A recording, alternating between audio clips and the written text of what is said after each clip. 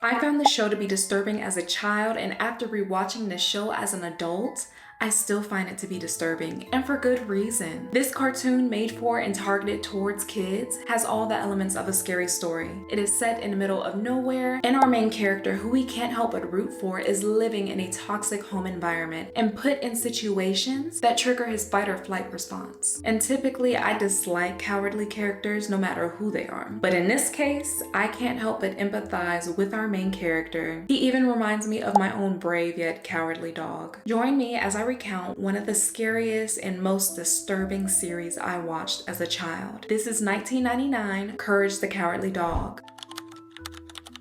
Courage the Cowardly Dog is the kind of series where no matter what destruction and mayhem occurs in Courage's world, it always, without fail, resets itself by the start of the next episode. From the house blowing up to Eustace being stuck on the moon, everything and everyone always go back to normal by the beginning of the next episode. As I've rewatched Courage the Cowardly Dog, I've learned a lot about our main characters, Courage, Muriel, and Eustace. These three characters consistently make an appearance in each episode. They live alone in this creepy deserted place with no neighbors, surrounded by mostly barren farmland, where they encounter strange people, entities, and situations each and every day. The things I do for love. I love a good paradox, or a paradox that makes me think. Sometimes our names are not what we currently are, but what we strive to be. Courage is more than just cowardly. He is brave, resilient, heroic, persistent, resourceful, prideful, loving, and loyal. Let's be honest, Courage is both a coward and courageous, and this is exactly why our main character, Courage, is also my favorite character and my most beloved character. More often than not, these episodes are not that scary, but Courage is so over the top, and this combined with the dramatic music, the setting, and other elements makes this show seem scarier and creepier than what it is. When a new character is introduced in each episode, Courage tries his best to alert Muriel and Eustace of what he believes to be incoming danger. He is usually right, but sometimes he couldn't be more wrong. When Courage is wrong, he tries his best to rectify the situation. He becomes both empathetic and helpful towards the characters he was once wary of. Courage often imagines the worst possible scenarios that all involve Muriel getting hurt. Because of this, Courage seeks out counseling and guidance from his desktop computer, which is an entity that is passive-aggressive, snarky, condescending, and sarcastic. Still, the desktop computer provides Courage with the information needed to solve whatever problems arise in each episode. Despite the show being in the horror genre, it does have its fair share of wholesome moments, and this is mostly because of Courage. No matter the situation or location, Courage never fails to be brave and overcome his fears when Muriel is in trouble. He's so precious. Just the thought that Muriel may be in danger prompts him to take action, and he is no longer scared for himself, but only for his loved one. Courage loves and protects Muriel unconditionally. Even in his dreams, Courage comes to Muriel's aid without fail. He is her true knight in shining armor. Muriel is one of the main reasons Courage faces his fears, and it is very sweet to see. When it comes to Courage, we have seen time and time again that he will do whatever it takes to save Muriel, the forever damsel in distress. Now, there are some examples where Muriel ends up saving the day or even saving herself, but for the most part in this series, she takes on the damsel in distress role. If we really think about it, Courage likely wouldn't live up to his name or to his potential if Muriel weren't constantly and consistently put in life or death dangerous situations. I do think her character is sometimes naive and a bit oblivious, and if she's not oblivious, then she is avoidant. I remember clearly during the King Ramses curse episode, Muriel was cooking and cleaning and all up in the kitchen, doing everything and anything to ignore the chaos that was unfolding around her. It's not entirely Muriel's fault that she finds herself in danger. A lot of the time, it is a direct consequence of the actions of her husband, Eustace. Muriel is in a relationship where her husband puts her in danger and puts her life at risk. Her husband is often the cause of how she becomes a damsel in distress in the first place.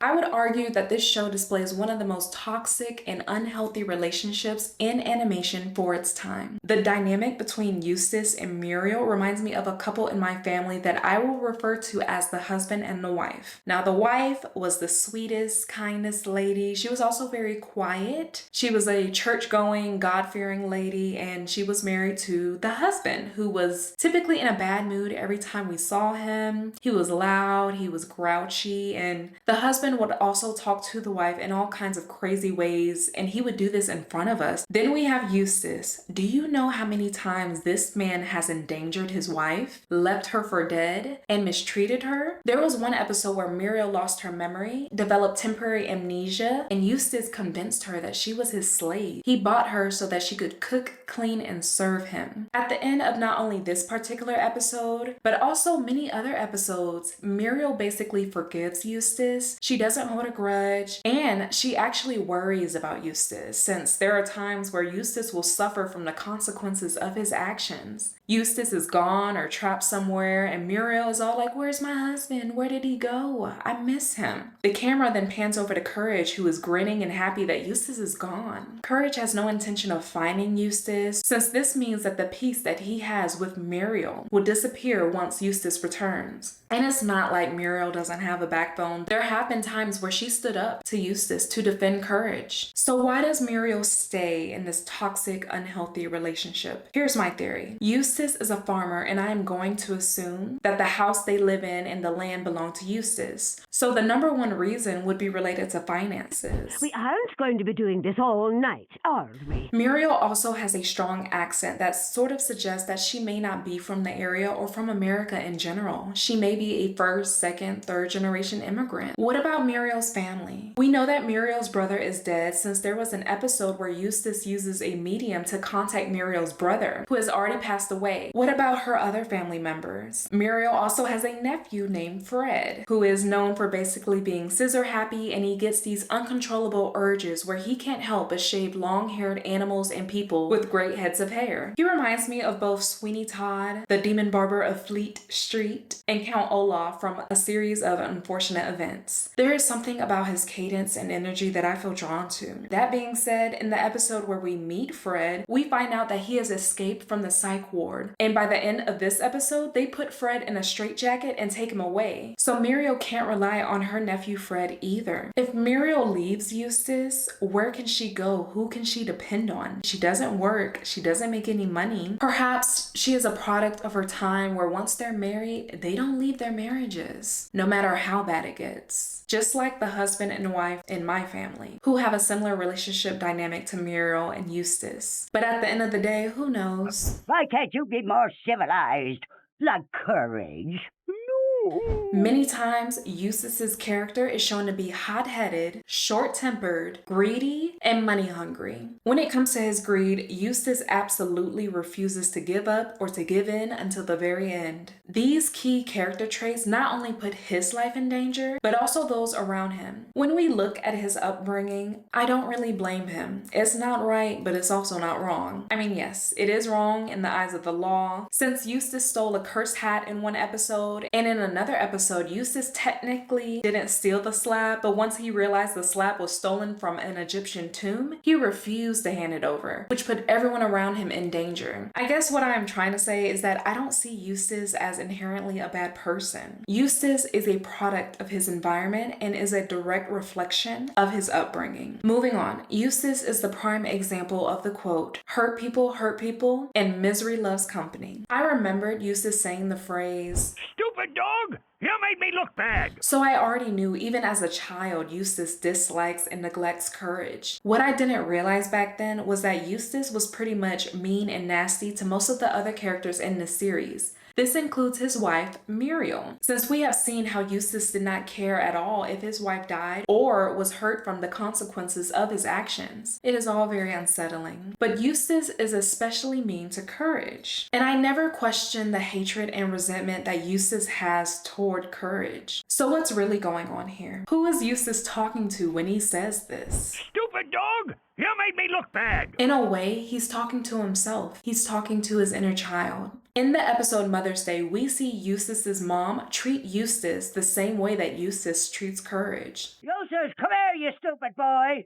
This episode shows how Eustace is jealous of Courage, since Courage has the favor of the one person Eustace will never be able to impress or to get to love him back, his own mother. He's projecting all of this hatred and resentment toward Courage, who has nothing to do with this. This is between him and his mama. If anything happened to his mom and she passed on, then he would need to deal with this all on his own. So really, it's on him. Plus, it doesn't seem like the mom is the type of person to be vulnerable, admit her wrongs, and so forth. Your pa was a real man. You can't fill his shoes.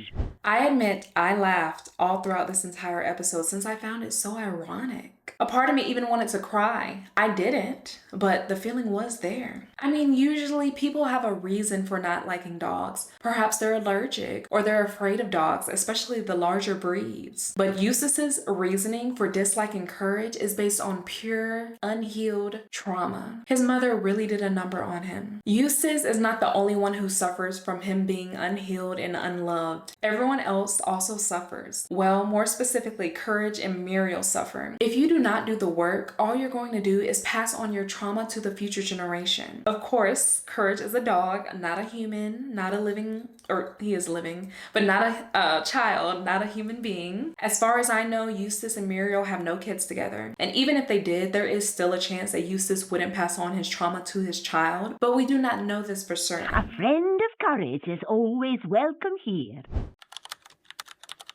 We've seen our main characters go through bizarre and often otherworldly scenarios time and time again. Yet and still, they never leave Nowhere, Kansas. The thought of leaving or moving away never crosses Muriel and Eustace's minds. Perhaps Courage has contemplated leaving, but as long as Muriel is alive and well, he's going to loyally and lovingly stick to her side. There may be financial and sentimental reasons that keep them bound to Nowhere, and I know that this is a cartoon, and for the sake of the plot, why in the world would they leave Nowhere? Still, our main characters are stuck in a world where everything goes back to normal at the start of a new episode, only for our main characters to be met with more strange and twisted people, creatures, and scenarios, and it never ends. They are stuck in a loop, and this deeply disturbs me. Thinking about Courage the Cowardly Dog in this way of being stuck in a loop and stuck in a world that never fails to reset itself after a long day of chaos, mischief, and mayhem deserves a 3 out of 3 on my scary meter. This is a side note, but the reason why I cannot watch Courage the Cowardly Dog before bed is that my dreams end up reflecting what I've just watched. And sometimes I insert myself in these dreams, and that is the last thing I want to happen. I don't find Courage the Cowardly Dog as scary as I did when I was a kid, but it's still creepy. And it creeps me out to the point I feel disturbed. My spirit is unsettled. For me, it would be the equivalent of watching true crime before bed,